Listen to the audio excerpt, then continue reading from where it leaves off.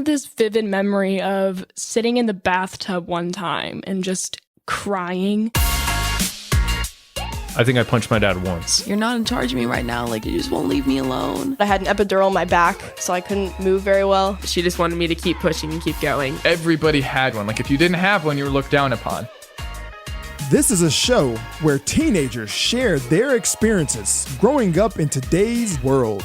I'm your host, Dr. RJ, and this is A Teen's Perspective.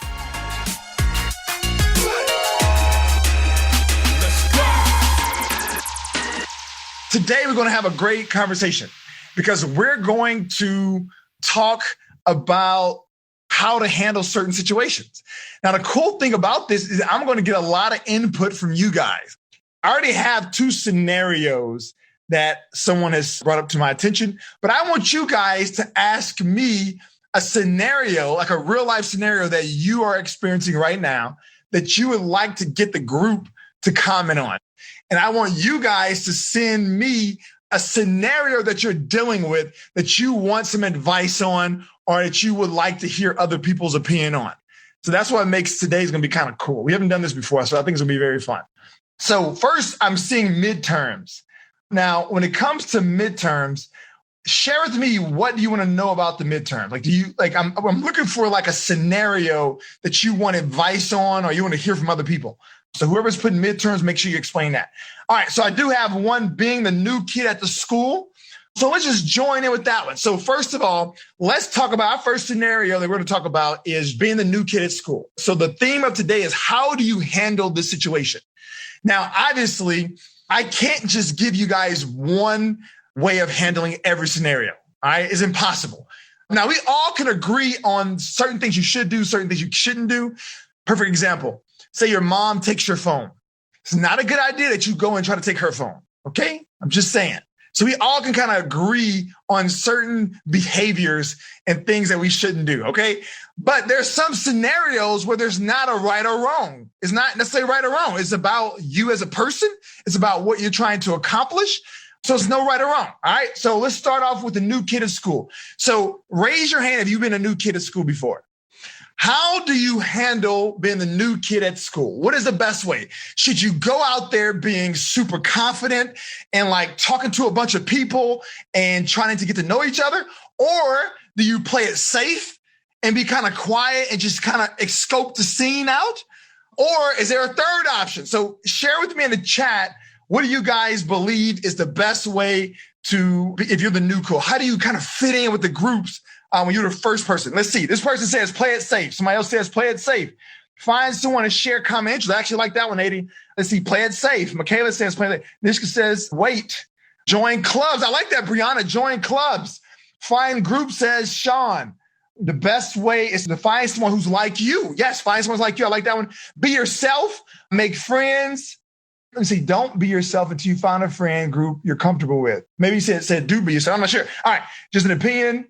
Oh, no, it is. Don't be yourself. Okay. So listen, I'm glad Aiden brought this up. So this is a great topic I want to discuss. From us, we always like, hey, be yourself, be yourself. But Aiden brought up another perspective. Aiden is saying, hey, don't be yourself at all. He said, you find a group that you're comfortable with, and then you can start being yourself. So I'm curious to see, what do you guys think about that approach? I think Aiden maybe is thinking that if you are, say, for me, like I'm super, super like loud, aggressive, I meet somebody, I'm like, hey, how's it going? I'm like, really wild, but maybe that may turn people off. So maybe I should tone down when I first meet somebody. Maybe I should be like, okay, just kind of quiet until I meet some other people who are wild and loud, and I can just join in with them. Like, what do you guys think about that? Thumbs up if you think that's a good way. Thumbs down if you say, nope, it doesn't work for me. What do you think? I see a couple thumbs down. Somebody saying maybe. One person saying I like it. I see a maybe. Brianna saying maybe. I say gradually open up. Okay, I think you should be yourself. They might like the fake you, but not the real you. All right, so I'm actually glad you guys brought this up. Let's dive into this a little more. See, that's why I like these kind of conversations when you guys kind of sharing what you're thinking. Let's dive into this a little more. This person actually made a good comment. They say you should be yourself. So let's really dive in. When you say, who are you? Like, who are you? My question for you is, are you your personality? Man, that's a good question. All right. The personality, your personality right now, is that you? Is that who you really are? What do you think? I'm going to give you my perspective, but I want to hear your perspective first. So someone says you choose your personality. I like that. Sometimes your personality is who you are. Okay. Let's see. It depends. All right. So it's a great question. So I'm going to tell you my take on this. I do not believe you are your personality, because I believe that your personality is nothing more than tendencies. Okay. It's tendencies. So in other words, when I'm in a situation, I have a tendency to be like super outgoing. It just comes to me naturally. But is that who I am? Now, it's my tendency, but I don't believe it's who I am, because I'm not always like that. In certain situations, I can tone it down and be a different person. Now, am I being fake? I'm not being fake, because I do not attach myself to my personality, because personalities change. I will say that. Who I was in high school is not who I am now. Who I was in college is not who I am now. I have kids now. That completely changed me as a kid. When I was in college, I didn't care about responsibility. I wanted to just hang out with friends, have fun. I studied, but now I am like, family is the most important thing in life. I would forego any hanging out with friends to be with my boys. They're number one, my wife, number one. So everything changes, right? Like now I'm a vegetarian. All right. I'm a vegetarian, and I'm a strict vegetarian. But in college, man, I ate everything. Like, in fact, every night in college, I would eat ice cream and cookies every single night before bed, literally. So, people change, man. We change. So I agree with the fact that you're not your personality. So whoever you are right now, that's not you. You are who you choose to be. I think Eminem made a song like, I am who I say I am. There's some truth to that. Like, you are who you choose to be. If you want to be this jokester, be the jokester. If you want to be the quiet person, be the quiet person. That's okay. You can be whoever you want to be, and it changes. All right. Does that make sense? Cool. So thanks for bringing that up. All right. So back to Aiden's point. Don't be yourself. Find a group and then get comfortable with the group. So it sounds like most people are like kind of unsure with that. I say this is my recommendation. I say, do what you feel is right for you, because ultimately it's nothing more than a strategy. A strategy that works for Serena will not be the same strategy that works for Mason. So anytime you're looking at strategy, it's always a good idea to know a few things. You want to know, one, your past. What have you tried in the past, and did it work? We all know the definition of insanity. I'm sure you guys have heard this. Doing the same thing over and over and expecting a different result. So if you jump from school, like say from elementary to middle, and it's a brand new school, and you were the quiet person and you made no friends. And then you went from middle to high school, you're the quiet person and you made no friends. And then you went to a new school. My advice is not to be the quiet person. Look at the past and see what worked out and what didn't work and make a change. All right. So I hope that helps. Let's go to the next one. How do I convince my mom that I have friends? I recently stopped being friends with my old friends because they were toxic. Now I have a couple of friends and I'm happy with it. Should I start to get more friends? I am happy how I am. All right. So it's a great question. I like the scenario. So I'm going to bring the scenario to the group first, because I want to know what you guys are thinking. So if this is you, if you're in this scenario, if you have new friends and you're happy with your friends, do you go out and get more friends, thumbs up, or do you stay where you are and stick with the friends you got? What do you think? Thumbs up or thumbs down? Don't risk it. Someone says don't risk it. Paula says stay where you are. Don't make an effort. Says Callahan, I believe we all grow out of people and meet new people. Don't settle for less. Only be friends with the good and genuine people who really care about you. I like that, Avocado. Stick with your friends. If I can make friends, I will. And you go where you're comfortable. Trust people who are there for you. Man, this is great. Like, you guys are giving some knowledge, man. You guys are dropping knowledge. And just so you know, we have a wide range of ages on this call. It's by design. Okay. We have a wide range of ages. We have as young as, I believe, 12 maybe. And we have as old as like 19. All right. So we have a wide range. Now, there's so many different perspectives, and we can all learn from each other's perspectives. In fact, I learned so much from my boys. I'm telling you, my 3-year-old, I learned so much from them. What I learned the most recently is that they have life figured out. They really do, man. If you look at a toddler, they truly have life figured out. They can literally be excited about the smallest things. Imagine if we were excited about the smallest thing. Or guess what? My little guy has an amazing imagination that if we don't have what he needs, he will just figure out a way to make this water bottle is going to be his new like fort or something. I don't know, right? He would just find a way. Now, the coolest thing about kids is this too. They know how to bounce back. My little guy will literally lose it, have a meltdown, all on the floor, all that. And literally 30 minutes later, be the happiest kid in the world. Now, why we can't be that way, right? Why we can't like get our feelings hurt, be sad, cry, and then like 30 minutes later be the happiest person? We can't. It sticks with us for like weeks, months, sometimes years, right? Kids have it figured out. So you can learn from any age. That's all I'm saying. It sounds like most people are saying stick with your friends, all right? Like I say, I think it's you look back to the strategy. I actually do a little bit of both. I have friends that I stick with, and I value these friends, but I also do not put my friends aside to try to find new friends. That makes sense? Now, if there are opportunities that exist to make new friends, I will, but my true friends are more important. So that's my little feedback. So let's look at this another one. I think another person had something that was really good. Here's a scenario. What about trying to take the lead of a group or a team, whether it's a group project or a sport, like being a de facto leader? All right, so I always believe that everybody on this call should be a leader. Okay. So if you have a life coach, you're automatically a leader. You know, the reason why you're automatically a leader is because not everyone knows these things. All the stuff that you're learning, no one else knows this. How many people you think in your circle knows that your success is 80% mental? How many people know that? Not many. I'm sure your friends do not have a clue that most of their success is coming from the mind. I'm certain.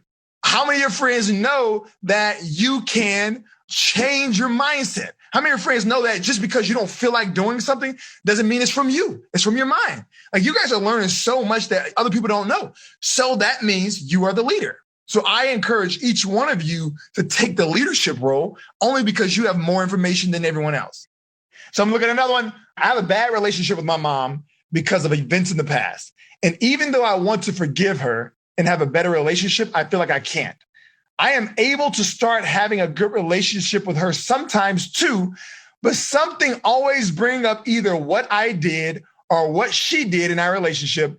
And it goes back to start being toxic and we have to build it up. Hey, this is such an amazing, amazing comment from this person. Thank you so much for sharing this. Thank you so much. Because I think this is super, super important for you guys to hear about this, but also learn from this so that you can move forward too. Now, relationships, you can divide them into two types of relationships. Ones that you're stuck with, and then ones that you are not stuck with.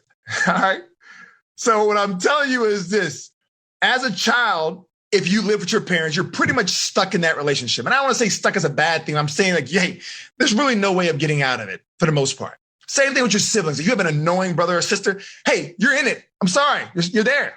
Same thing with a coach. Say you hate your coach and you don't want your coach, but you truly love volleyball, hey, you're in there. That is very different than your friends because you could drop a friend like tomorrow, all right? You could drop a friend. You're not stuck in those relationships. So what I'm sharing with you is only about the relationship you're stuck in. You're in it. This goes for me because I'm a believer that marriage is final. When I say stuck, I don't mean like stuck in a negative way. What I mean is that I will work something out. Like I feel like this relationship, I'm committed for the long haul. I'm stuck in this relationship essentially. So I want to share with you about relationships. This is a great point he brings up. He's basically saying there's something that happened in the past. And every time he's trying to get better or the relationship is trying to grow, it gets pulled back. So I want to first teach all of you guys of how to not allow the past to continuously hold you back. I think that's a lot of people do that. Something in the past happened and it holds you back. Even in like making friends. Let's say, for instance, you're trying to make friends and you had a bad experience. A friend stabbed you in the back and now you're hesitant to make more friends. Or maybe in this situation, you have a parent, something happened in the past and now you can't help the relationship move on. So what I'm going to tell you is this, you guys are the leader. So if you're going to be the leader, that means you have to lead the relationship. A leader in a relationship has nothing to do with age. It's not the fact that your parents are older than you or they're more mature and all that. It's all about the ability that you have to manage your thoughts. That's who's a leader. And I can tell you now, I have a parent program and parents need this too. I'm just saying, man, the parents need coaches so much. So I'm telling you guys that you guys are the leader and I want you to lead your relationships. Now, the way you lead any relationships is by managing your thoughts. If there's a past situation that is so toxic, I'm going to tell you 2 ways of how to get over something traumatic in the past. Now, obviously, certain situations, we have to go more into it, but I'm going to equip you guys with 2 tools that will help you. Number 1, find meaning in it. If you can find meaning in trauma, it's easier to cope with it. It's easier to deal with it. You have to find meaning in it. So what that looks like is, say, for instance, your parents were physically abusive to you. And then say, for instance, you went through child protective services and now you're with a new family and you're happy. But you can't really trust your new parents because you still are held back from the old parents. So number 1 is find meaning in it all. There's meaning in everything. You have to find it. So for you to go through an experience of abuse as a child and to find a new family, what meaning can you find in that?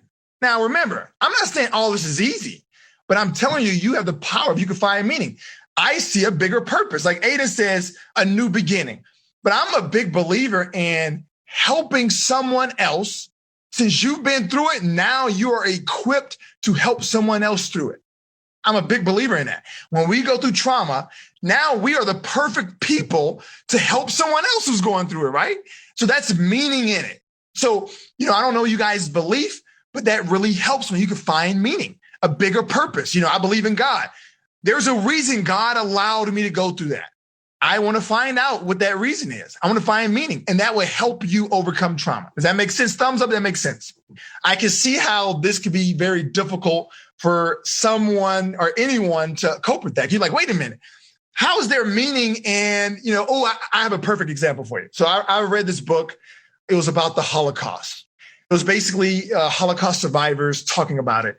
And someone can look and say, hey, there's zero meaning with it happen. For someone to treat humans that way, there's no meaning in it all. All right. There's zero meaning.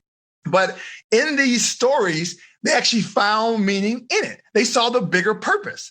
They saw that act and what they experienced completely changed the nature of life for many people beyond.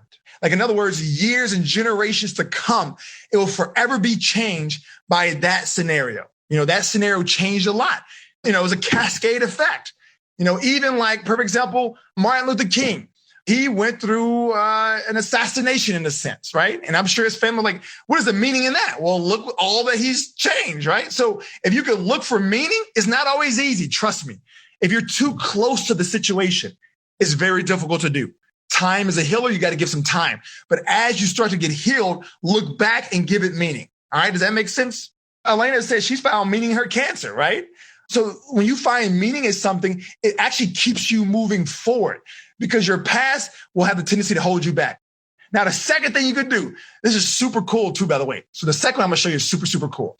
I've taught some of you guys this before. I'm going to teach it again because it's a tool that you should use. And this tool works really well for I think the true trauma, abuse and things that you go through that's truly traumatic, I think finding meaning is the best solution. But for other little things that you go through, and I'm saying, I don't want to call them little, but certain things you go through because you're human. People will make fun of you. You will be embarrassed. People will stab you in the back. Like, certain things just happen just being a human, right? This is the perfect technique for that. So if you had something happen to you in the past and you feel like it's holding you back, I think the perfect scenario is when I use the friendship. So in fact, I've used this several times. This girl, and I'm gonna tell you the exact scenario. So this girl thought she had a group of friends. She had 3 friends, and they literally took her messages and sent them out to a bunch of people. So everybody was laughing at this girl. And I asked her to explain to her. So she's telling me about this. So she goes to her friends like, hey, why did you guys do this? And the 3 girls are surrounding her and they start making fun of her. Oh, you're this, you're that. Or they started making fun of her. So this happened 4 years ago. So she could never make friends again. And you can imagine why she couldn't, right? Because she's still thinking about hey, that happened. I'm scared to make friends.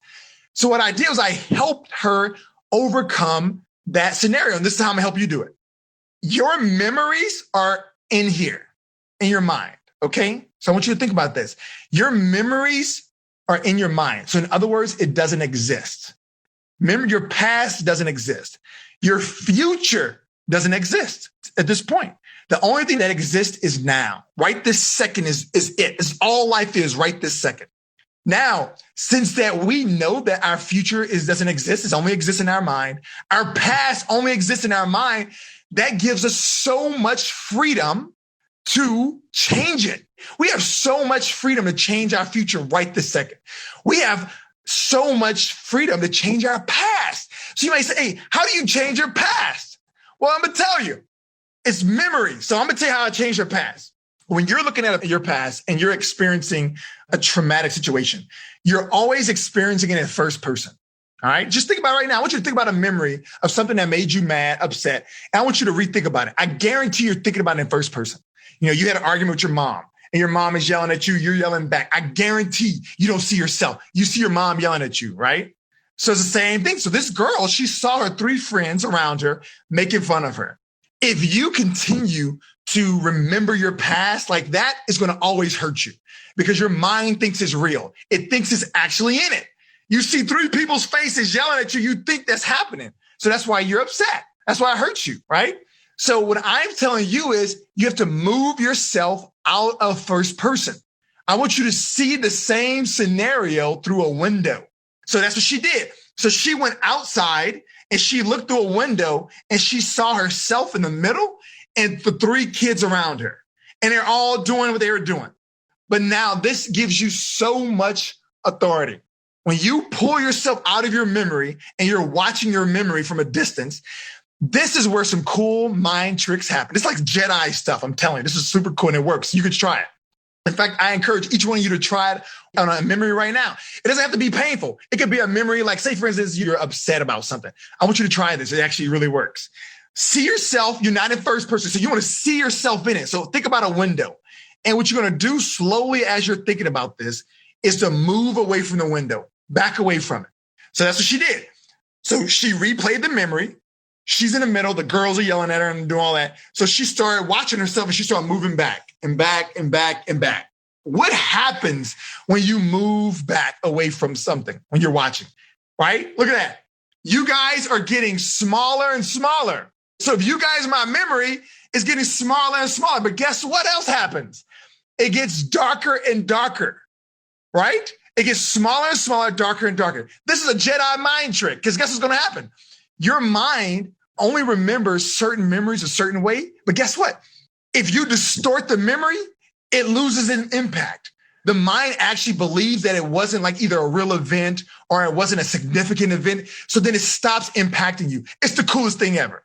And I want you guys to try it. It's super, super cool. So you literally see yourself in whatever's happening. So you and your mom are yelling at each other, see yourself watching through a window and just start backing away in your mind. You're backing away from the window and now it gets darker and smaller. And I guarantee you, if you do this a couple times, that memory will not have any whole impact on you. Does that make sense? Cool. All right. Awesome. Now what I want to do is I want to answer someone's question from like Friday. I learned a new term. It's called simping. They said they wanted me to talk about like, how do you not be a simp, I guess. So I guess for all you who do not know what that is, so the only way I can explain it is like, if you like someone and you're like trying to get them to like you back, like you're being super nice, you're like going over and beyond, you're probably doing their homework, you're giving them money. I don't know what you're doing, but that is called simping from what I learned. Now, this is not the terminology we had when I was a teenager, so I don't really know what, but this is what's taught to me. So the question that I want to get from you guys is, how do you handle a situation where you feel that you are a simp, if that's what it's called? So if you find yourself in this situation, what do? So Iman says you just ghost immediately. All right. I like it. Ghost immediately. Daniel says, take a break, find somebody else. Rachel says, ghost him. I like it. Okay. So these are the ideas. So ghost him. Now, let me ask you this question. How do you know if you're considered simping as opposed to maybe you're making some progress? Like, how do you know if you're simping? How do you even know that? Like, how do you know it? What do you think? Dan's going to explain to us, how do we know? All right, so you can know when you simping when you put in too much effort. Say you put in enough, like a lot of effort, but the effort is not being reciprocated. that's when you're simping. Like you need to step back for a little while because you're not getting that back. You're not getting the energy back. I like it. So I have a question, y'all. I have a question for everyone on this one. Because there's this idea of reciprocity, like what my friend Daniel was saying. He said, hey, you're putting a lot of energy, but the person's not putting a lot of energy back. But how do you know if this person is truly not putting energy back? Or maybe it's their personality. Or maybe it's like their value system. Maybe they're just like, hey, I don't really value text messaging back and forth. So if you text me, I'm going to say something, but I prefer for us to just like talk in person or something. Like, how do you know that? What do you think? Callahan, do you have anything you can share with that? It's just by like them not responding to you or their actions. Okay, so not responding. Okay, so is there like a rule? So say, for instance, I text someone, they don't respond. Is it the first one, the second one, the third one? Like, how do you know like when to cut it off, or how do you know when you're simping? I would say like the second time. Or the second time. All right, I like it. Perfect. So I'm going to go with Serena. That's hard. Maybe if you keep on asking them and they keep on having like stuff to do, then you can kind of tell they could be making excuses. I like it. Thank you for sharing that. I'm going to tell you my perspective. I'm a big believer in communication. I think communication is everything. So I think you guys are right. I think you're absolutely right. If someone is not putting the energy, as Daniel called it, that you're putting, you can absolutely cut them off. Remember, you're not stuck. Key word. Remember, there's two types of relationships, ones that you're stuck in and ones that you're not. So if you're not stuck in a relationship and they don't want to put into, hey, guess what? You know how many people in this world? Do you know how many people are in this world? You do not need to talk to that person. There's even people on this call. You have a ton of people on this call, right? Like 69 of us right now. So you could definitely cut them off. But I'm a big believer in communication. I like communication. So I'm a big believer in talking to them about it, expressing what you have to say. Now, my question to you guys is, how do you share that information without feeling weird or without being like dramatic? Let's see who knows the answer. Avocado. I was going to say, if you want to communicate, like you don't feel that you're receiving the same energy, there's like two ways you can go about it. You can be like just straight up and be like, I don't feel like I'm receiving the same energy and it's like draining me to talk to you. And that's how you can reciprocate that. Or you can be more nice about it and just be like, hey, I feel like you're not putting in enough effort as I am, and I'd appreciate it if you would. I like it. Great job. Thanks for sharing that. All right. So I'm going to play devil's advocate. I'm going to get you guys with another perspective. And this one I want to hear from Thomas. What strategy can you use as far as communication to try to push the needle along, like try to make some progress? Let me see what you have to say about it. So I'm not really good at these situations, to be honest with you. But if it were me, to be honest with you, I would just be kind of like who I am. And if there's like really someone that like I would like to be with, you know, or someone that I like find like really nice and like personality wise, that's what I look for, is the personality and how they treat me and how I treat them, you know, just how it works like that. So like, yeah, when it comes to that, yeah, I would just try and be who I am and just truly, you know, just as a relationship, just try, you know, just know, like and motivate, you know, and motivation, you know, if you really like that person, you're going to be motivated to keep going. I like it, Thomas. I'm with you. So I'm going to share something that Thomas just shared. And I'm a big fan of this. All right. Because I don't think there's a right or wrong for this. Okay. I think if you want to pursue someone, you pursue them, whether it's a friend or whatever. But I also think you should not be walked on and treated like crap. But ultimately, what decides that? Right? Think about this. I want you guys to think about this for a minute. What ultimately decides that? One person can go after someone, and yeah, somebody else can call it simping, but they really want to be with this person. They really want this person as a friend. Is it bad that they keep going after this person? I don't know. Well, one person, they are trying, and then they get left on the red, and they cut the person off. Is that the right thing? I don't know. But I'm going to tell you guys this, how you can tell for yourself. How can you tell for yourself what is the right thing? It's based on what you ultimately believe about yourself. If your effort to pursue this person starts to make you question yourself, you know, make you feel bad about yourself, cut them off immediately. Because ultimately, I need all of you to have full confidence and belief in yourself. And if you start to put yourself out there a lot and it starts to attack who you are as a person, like you start to feel like, hey, I am worthless, nobody cares about me, you have to stop the pursuit. But if you're not that way and you're pursuing and you're saying, hey, I'm going to keep going at this, then I say, go for it. My personality, I go for it. I'm telling you, I just my personality. I don't give up. Now, at the same time, I get hints, right? I'm not going to harass someone, but I get hints, but I don't give up. And I communicate. So after try, I'm left on red, I'll have a conversation. I'm like, hey, I'm gonna just be real with you. Like, I've been trying, you may have not, you haven't seen me kind of try to, hang out, but I know you could be busy, but just shoot me straight. Like, is there a chance or there's no chance? If there's no chance, I will walk away. If there's a chance, you got to give me something, right? Because I know this much. And this, obviously I don't have to date anymore. I'm so thankful for that. I'm so glad I don't have to date anymore. But on my dating stages is that if I pursued someone and they shut me down, it has zero impact on what I thought about myself. So it was okay for me to do that.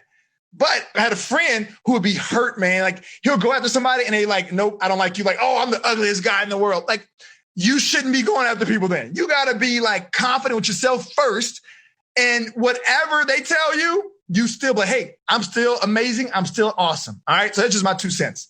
Let's see. I'm going to do one more for you guys. Let's see another person's scenario. Oh, here we see. I had a situation where I pursued a guy, and instead of him thinking I was interested, he thought I was just extra nice. None of the hints worked. It was a disaster. All right. That happens, right? And the cool thing about all of this, the reason why this is super cool is because there's truly someone for everyone. There's truly someone for everyone. And I believe whenever you are trying to talk to someone and it doesn't work out, I actually like the effort. I do. Even if it doesn't work out, the fact of the matter is this. You were confident enough to take action and it didn't work out. But guess what? It's okay because you're going to use that same energy, to talk to someone else. That's how relationships work. Some people think you're cool. Some people don't. It's all good. All right. So but let me get one more scenario before we go. I didn't really have a situation in mind, but I was just wondering, what is your take on it? What would you do if you felt like you were getting let on? Just cut them off? Or this is what I really encourage for everyone. Communication is literally the most important aspect of being a human. And the reason why is because humans have to relate to one another in different ways, right? So I just want you guys to think about this. Your attention span is very short. So as you're talking to someone, your mind is in 1,000 places. Also, you receive information differently based on the mood that you're in. Also, it changes based on your personality. Also, it changes based on what experience you just had. So what I'm saying to you is there's a lot of guessing you guys are going to do if you're not great at communicating. So the only way that you're being led on, and I'm not saying the only way, but obviously there's some signs that's pretty obvious. But I'm a big believer in just going to communicate that. Now, I'm not saying you have to make it dramatic. Like, hey, I feel like you've been leading me on for years. You don't have to make it dramatic, but just find some way of just like saying, hey, let me know what you're thinking here. Because honestly, some people may not value text message. Some people may not value reaching out to people. Maybe they're shy. Maybe they want to talk to you, but they're shy. You know how many times that situations happen? It's like, hey, I want to talk to you. And this person say, hey, I want to talk to you, but we're too shy to talk to each other, right? So communication is the key. So that would be my advice. If I feel led on, I will find a way of saying it without making it so dramatic. I mean, drama actually can push people off. So I wouldn't make it dramatic. I would just kind of try to shoot them straight and just say, hey, this is how I'm feeling. And then based on the response, you make a decision. The good news is this, there's no right or wrong answer. As long as it's not hurting yourself in the way you believe about yourself. I have another scenario real quick. What if your mom tells you you make her life hard? Should you look forward to leaving the nest? Oh, thank you so much for bringing this up. Oh, man, you guys bring up so many good things. I will say this, and I'm always on the side of the team, by the way. So when I'm coaching parents, I'm always on you guys' side. Sometimes I have to do like a parent and a teen. I'm literally on your side every time. But I will say is this, being a parent is tough, number one, but also not everyone is great at managing their emotions. So I'm 100% certain that both our parents have told you guys something that was a spur of the moment. They truly did not mean it. All right. When I say mean it, I'm talking about if you peeled back the layers, if you went into their mind and you were able to see their mind, I guarantee you will see love, care, all the above. Right. But the fact of the matter is a parent gets so stressed out and they don't have a coach. Remember, you guys have a coach, right? You have somebody telling you to say, hey, you can overcome any thought that's in your mind. A parent doesn't have that. So I'm certain they said it out of anger. I'm certain they expressed it for whatever reason. But my recommendation to you guys, as you're the leaders, is that remember this relationship, you're kind of stuck, number one. So any relationship you're stuck in, you want to lead that relationship. And the way you lead it is by communication. You got to talk to them. You got to say, hey, mom, I know I have been difficult, but I want to tell you, when you told me you make my life hard, it really hurts my feelings. I know you don't mean it, but it hurts my feelings. I guarantee you that instantly will open your mom's eyes up and say, wait, I was not trying to do that. I know. But then the next step as a leader, remember, a leader always leads communication. So the next step as a leader is like, hey, how do we move forward in a way where we won't have this tension? And you talk about it and you try things, but it takes literally a leader to turn off their emotions in a sense. Like, and I call it ego. So it's not the emotions, your ego. We all have egos. It takes a leader to turn your ego off and say, you know what? I know you didn't mean that. And I want to progress this relationship. You guys have the power to do that. The only thing that's stopping you is your ego. That's literally it. It's like, oh no, I would never say I'm sorry. All right, never. Literally, it's your ego. So turn it off. All right, cool. But no, thanks for bringing that up. I got one more here. This may sound dumb, but I'm about to go to college and my boyfriend will be 6 hours away. We have been together for a year and I love him. Oh, that's so sweet.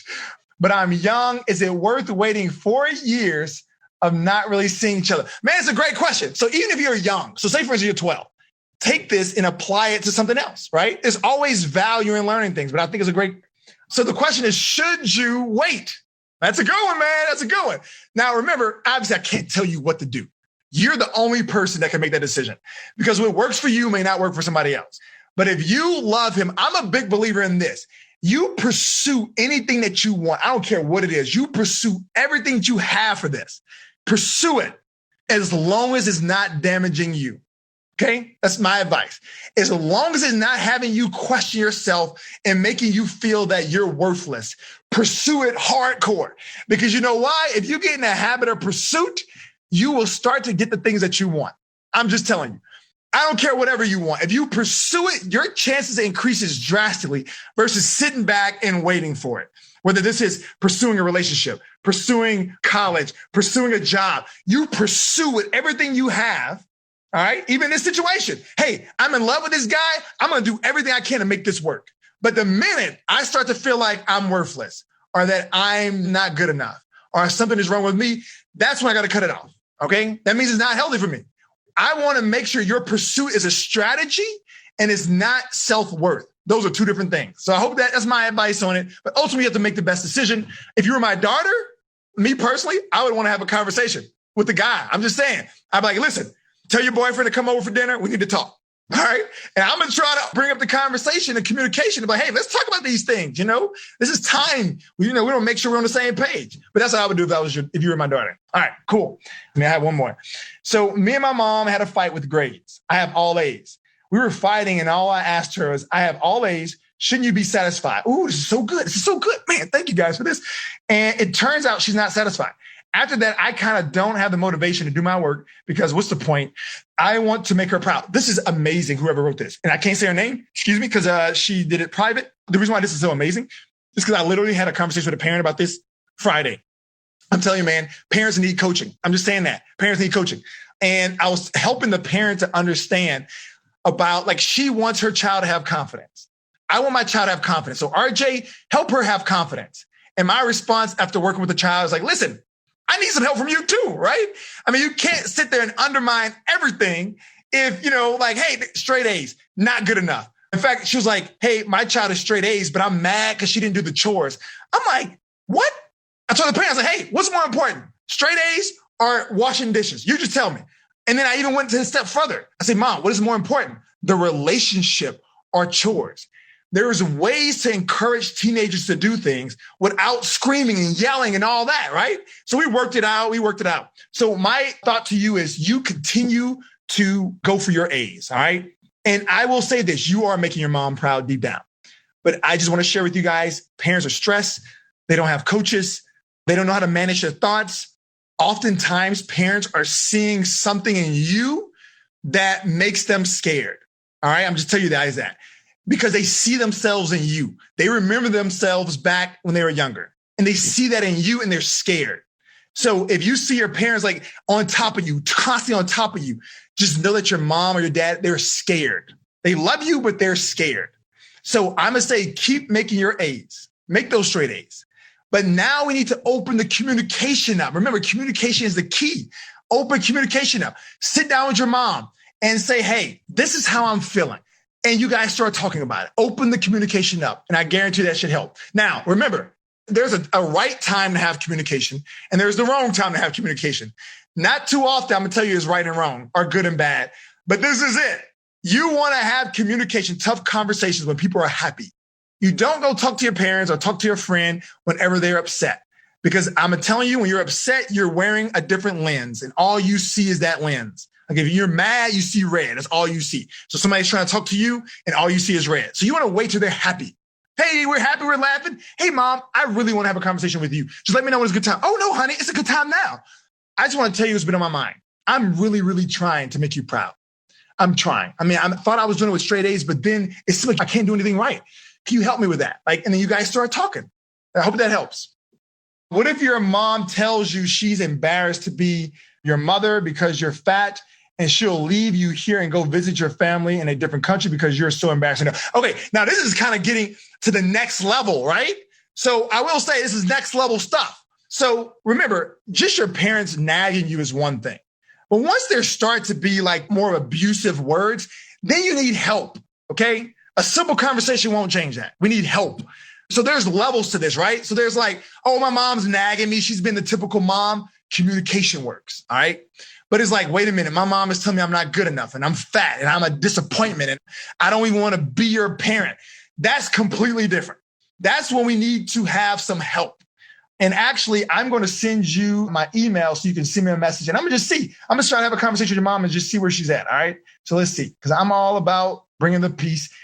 All right, I think that's it. Hey, thank you guys for joining me. We're going to do a part 2 next week. I think there's more. So if you guys had things on your mind, that you wanted to share, definitely come next week because we're going to do a part 2 to this, all right? A part 2. We're going to talk about different scenarios and how to handle that. But thank you guys so much for being a part of this. Thanks for hanging out with me. I'm going to see you guys. Have a great weekend. I hope you enjoy listening to the group coaching session. And I also hope that you are able to learn something that would help strengthen the relationship between you and your teenager. Until next time, this is a teen's perspective, helping parents see the future.